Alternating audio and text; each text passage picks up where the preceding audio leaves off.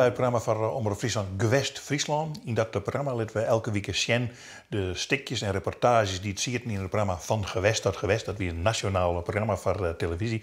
Tussen 1964 en 2004 is maar. En de redacteur van Friesland weer in alle jaren Johan van der Zee. En daarom zitten we bij Johan aan tafel om daar even verder over te praten. Wij gaan allereerst naar 1991 naar een reportage over milieueducatie. Zoals dat band die met Christbiem deelde. Zo'n soort reportage kwam die nou vanuit jemzelf of ging hem daarheen zo van waar je nu naar dat en dat doven en. Nou, de ene keer wie dat zei, de andere keer lees ik het in de kranten. De meeste dingen lees ik in de kranten en denk, nou, dat is ook wel een onderwerp voor mij te kennen. Wie een passenberichten en ik weet bij dit net meer als het een passenbericht wie of een krantenstukje. Ik geloof net dat ik je van benaderen ben. Nee. Waar ik een soort benaderen, ja. Maar in dit geval net. Oké. Nee, je ging je dus vanuit jezelf heen. Dus is van dan mij weer daar eens even bij Sjen. En dan keer je hem een squal uit waarbij hem dienen, want het gaat over milieueducatie. Ja, en die winst, maar die had mij waarschijnlijk. Daar had ik contact mee. Ja. En dat is de man die het enthousiasme had. Dat is, ja. En ik hier maar jeder weekend zien komen, dus ik koe hem bol. Oké, ja. Nou, zullen we er eerst eens even zien naar de milieueducatie in het jaar 1991. Nou, hier zie je dat een klein stapeltje kerstbomen. Deze zijn van tevoren. Precies, even stil zijn, bedankt. Die zijn van tevoren door de gemeente al verzameld. Morgen beginnen ze het echt te verzamelen. Vorig jaar waren er bij elkaar meer dan 8000 bomen ingezameld. Ik ben benieuwd of dit jaar het record gebroken wordt. En ik hoop zelf wel dat er 10.000 bomen ingezameld gaan worden. Dus als je donderdag de schooltijd tijd hebt, zou je er best even kunnen gaan kijken als je er naartoe fietst. Ik denk wel dat je buiten het hek moet blijven, maar dan zie je dat daar een gigantische versnipperaar staat. Goed, we gaan snipperen.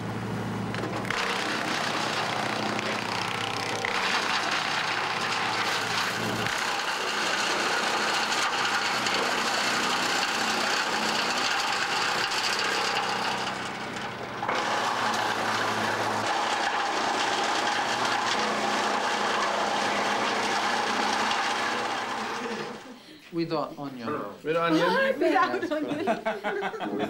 Okay, take two. 1, 2, 3. Eddie Wijnsma, op scholen in Leeuwarden bezig met milieueducatie, was november vorig jaar deelnemer aan een Europees congres over dat onderwerp.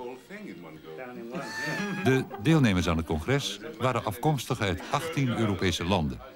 Ze deden in Amsterdam onderzoek naar de waterkwaliteit. Ja. 11 degrees. Check that one again. Might leave it in a bit longer.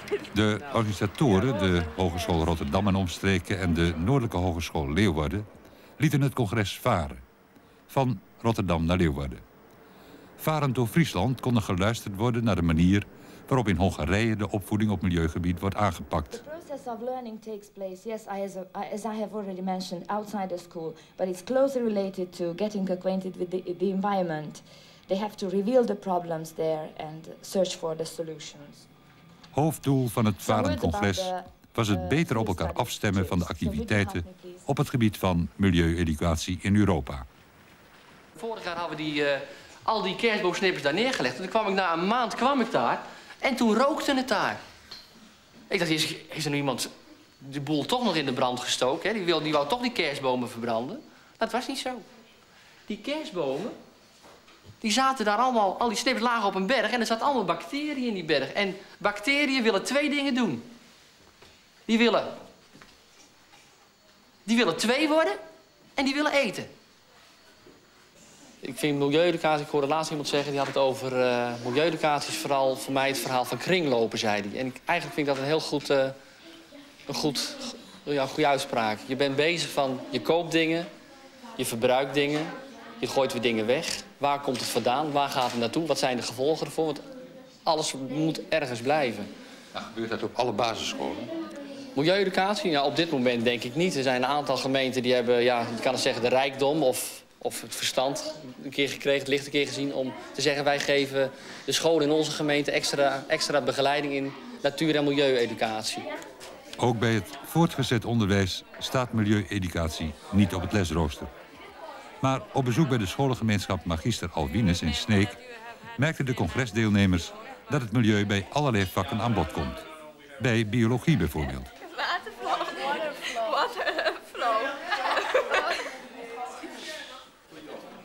Bij scheikunde lenen veel proeven zich er goed voor. If you do that several times, the sand is clean from oil. We have one sample from the industrial area. Yeah. And we have to measure how many, what the concentration of iron is. Well, we try to investigate some of the chemical materials in the batteries and about the life of the different batteries. Ook bij natuurkunde wordt vaak onderzoek gedaan dat ten goede kan komen aan het milieu. Als de leerkrachten er aandacht aan willen besteden, staat er voldoende apparatuur ter beschikking. Zoals bij informatica. Mr. Westerveld, you can handle it. Of course. Andere kant ook, andere kant ook.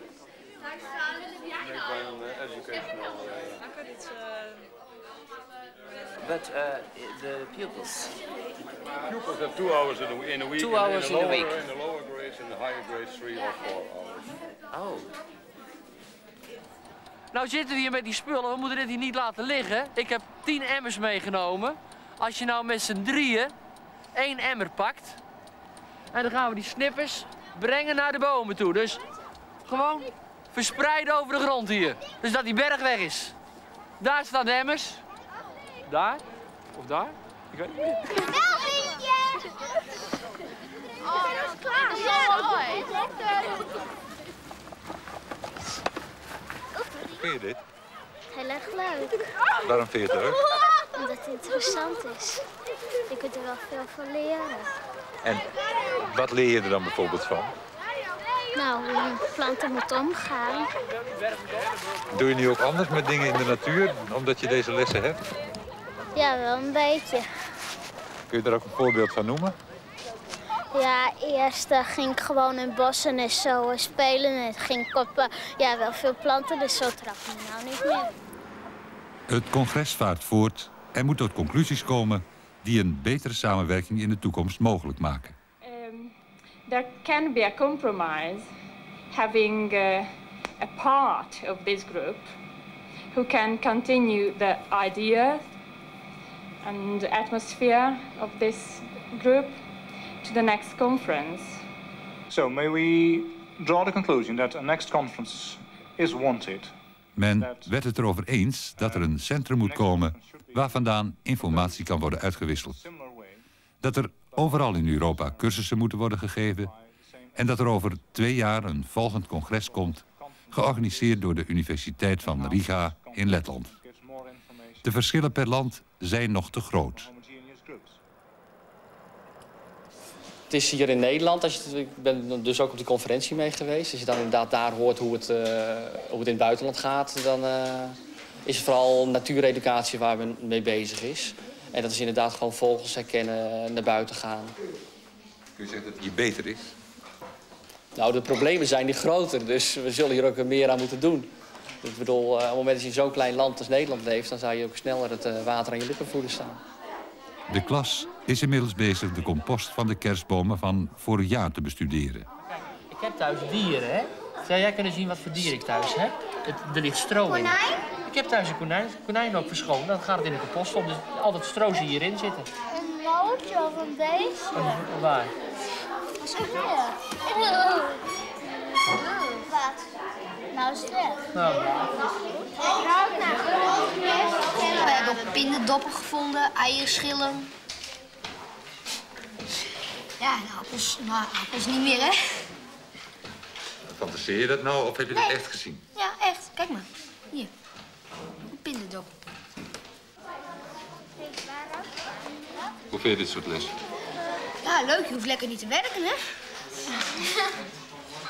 Wat bedoel je daar nou precies mee? Ja, je hoeft niet te rekenen, je hoeft niet te schrijven, alleen dit te doen. Nou, jij wil schrijven, maar toch, je doet wat anders.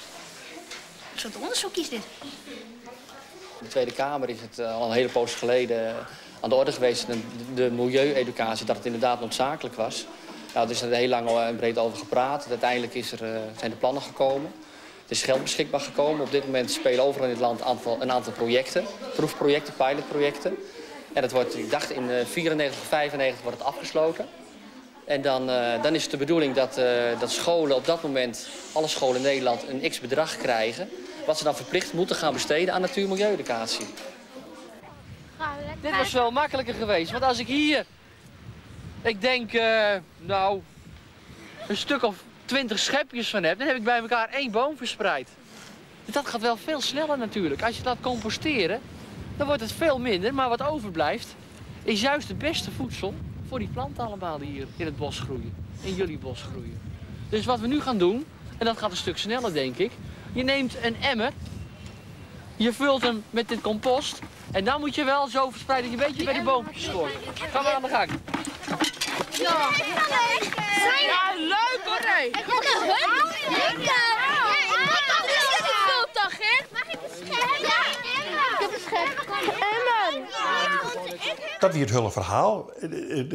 Er zit dus ik in dat je hem nog ergens op een boord zit. Hij bent op een boord staat. Internationaal congres. Volg je. Ja, een heel onduidelijk congres volgens mij. Dat is, ik weet nog dat we daar op dat schip omroemen met wat is dit? U zegt net helemaal duidelijk. Nee, uiteindelijk wie dat met die band volle mooi, want dat wie echter. En ik had die internationaal ik nooit weer wat jet dat er wat van kwam is. Ze hadden net op orenplakken omvingen, volgens mij. Dat weet ik echt net. Ik had er nooit wat toe lezen. Dus, prachtig beeld. We bloeien in de natuur, want wat in Friesland, en dat is zeker NOSA het allerbelangrijkste is, dat is natuurlijk de discussie over het ijszieken. Ja. En nog maar net denken dat die discussie van de laatste tijd is, want we praten nu over 96 en toen weer het volop in discussie. Ja. Maar nu wil ik eerst even van die weten, dan kwam je op een redactie in Hilversum en dan zei je, wij gaan over het ijszieken. En wat zijn die lui dan? Nou ja, dat doe je met heel soort woorden. Ja, ja. En je bent nog de enige provincie met het maai. En ik had er, ik denk wel 3 of 4 reportages over maken. En de wie al in je maken doe ik er nog net eens weer doen. Dat had Oskamp maar een soort spannend loon in West. En ik had later echt nog maar een soort spannend ding die. Want die man die kwam ik uit Stiens, dus daar kom ik echt bij. En ik weet echt nog dat we bij een professor Klomp in Wageningen West had. En die zei dan, nou de eerste leg die je toch kapot, dus die was best ziekje. En nou, luidt verhaal, krijgt ons om. En dat weer een argument om te zeggen van, nou, we moeten er weer een reportage over. Zullen we eerst maar eens zien wat er in 1996 opspriet, de discussie over het ijszieken.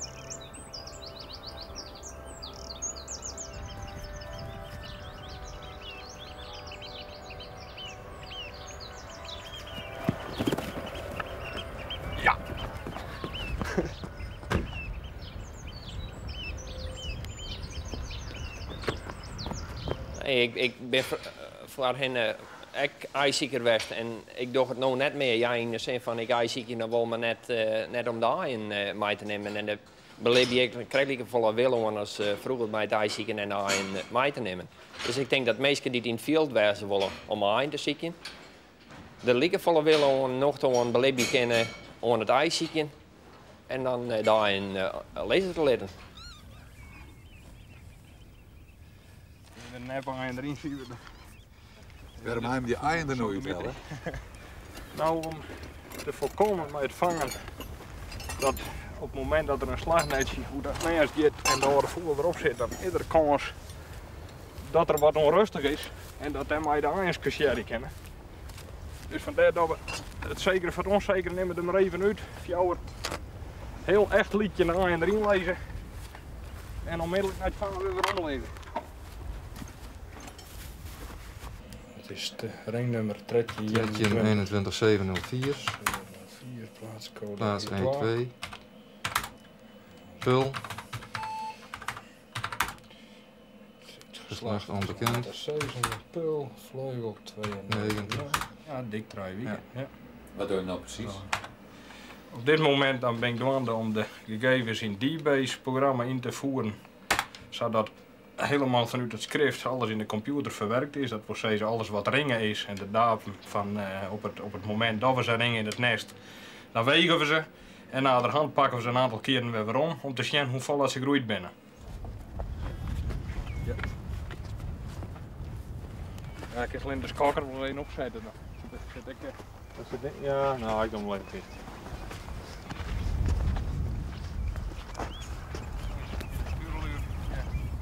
Wat die del lezen, ja. Ja. Het stokje. Ja.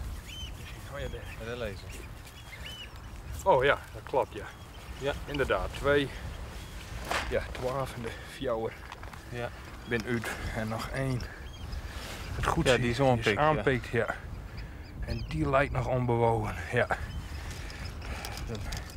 Nou, in ieder geval die eerste 2 maar ja. Alvast ringen. Ze zijn droog, dus dat is geen probleem. Pak zo de velgegevens erbij. Ja. Maar het is ook zo belangrijk om ze al in het nest te ringen. Want dan weten we wanneer het nest uitkomen is op welke dag. En hebben ze daarna een dag of 5 bij wijze van spreken wegvangen. Dan kun ik nagaan hoe vol het ze in die 4 dagen groeit binnen. Dus vandaar dat het noodzakelijk is om ze wel in het nest te ringen. Linksboven loopbeen metaal. Nou, dat is deze. Ja, dat klopt.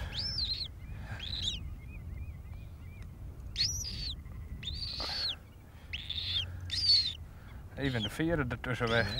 Ja, zo gaat het goed. Even de veren tussen weg. En nu kan die aangeknepen. Ja, kijk, nu zit die helemaal dicht. Dat is belangrijk. Ja. Dat zul je maar gebeuren op de eerste dag van je leven. Ja, inderdaad. Dat is net een prettige binnenkomer in deze wereld. Ja, hoe dietje? Ja, ja.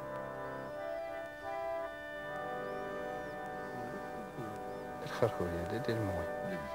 Ja. Ja, waarachtig, John. Die zitten vlakbij je. Ja. Vlakbij. Gosje. Je zit nou net mee. Nee, je ziet er weer aan. Het is voor Friesland heel belangrijk om een antwoord op de vraag te krijgen. Is het inderdaad zo? Is het inderdaad zo dat je beter dan aan je lezen leren kennen of dat je erop krijgt met je? En dat wil dan net direct zeggen dat je daarmee het ijszietje naar ons kan verhoeven. Maar dat je bijvoorbeeld zeggen dat nog wat kwarter dan dat het al is. Bijvoorbeeld bij gelijk dat 1 april. Dan kan je van 1 april, zo brieren 4 weken, tot 1 april de vogel brieren. Dan is het krijgt 1 april, dat is gemiddeld zo dat om en bij de 10e mei de boer meent. En dat ze oorwerk op land waren en dan ben de pietjes zo 4 dat ze voortkomen kunnen. Maar dat... Zo hier de nullijn, 18 gram ben ze bij de geboorte. En dat geldt dus voor de betierde en de letter, is dat hetzelfde. We hebben van de betierlippen een 218 vogels invierd, de oude ronde 4 weer. Van de letterlippen een 61.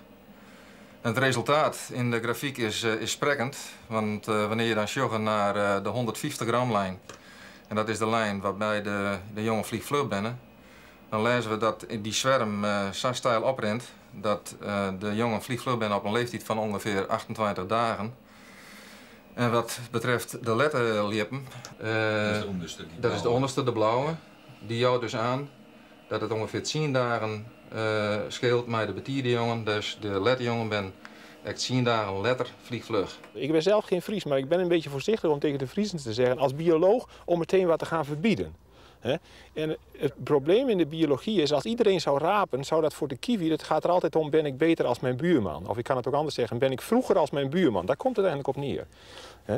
Maar nou komt het probleem eigenlijk dat, ik denk als we kiwigebieden Noord-Holland tegen Friesland vergelijken, dat als heel Friesland zou rapen, dan is het zeer waarschijnlijk dat in Noord-Holland zoveel productie moet zijn aan kievieten om de Friese kievietenstand te behouden. En ik denk dat ze dat hard kunnen maken na een tijdje. Wie de 4 deker toch zien we, hè? Ja. Maar het op deze hitte werden. De meeste hecten. Ja, bij die Tureluur. Als de kievitenstand wat de laatste jaren gezegd wordt langzaam teruggaat in Nederland, dan moeten we oppassen of in Friesland, dan kan Friesland niet zijn beste kievieten rapen. Daar moeten we voorzichtig mee zijn. En dat zou betekenen dat die data misschien een beetje naar voren moet. Dat we 1 april op moeten houden met rapen van eieren. Maar helemaal ophouden zegt u niet? Nee, laat die Friesen rustig die eieren rapen. Ik geloof dat is ook dat natuurgevoel. Die biologen moeten niet alles verbieden. Dat is niet goed, nee.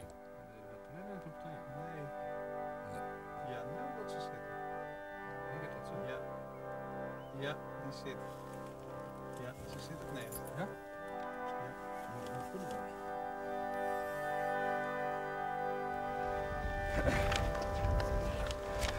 Het is van het... Ik ben in 1990 begonnen.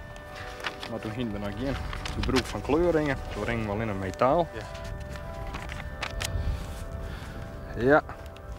Nou, het is een wonder. Het is een groot wonder. Op 14 mei 92, dus niet extreem laat, maar wel na die 10e mei. 10 mei 1992 en om 20 uur zo'n de jongens exact op dezezelfde reet als Pietje ringen. Onvoorstelbaar. Ja. Goh, dat is prachtig. Ja. Schitterend mooi. Schitterend. Onvoorstelbaar dat het op hetzelfde plak is. Dat is toch net leeuwen. 26,4 hebben wij. Het is het lipje. Het is wel zo.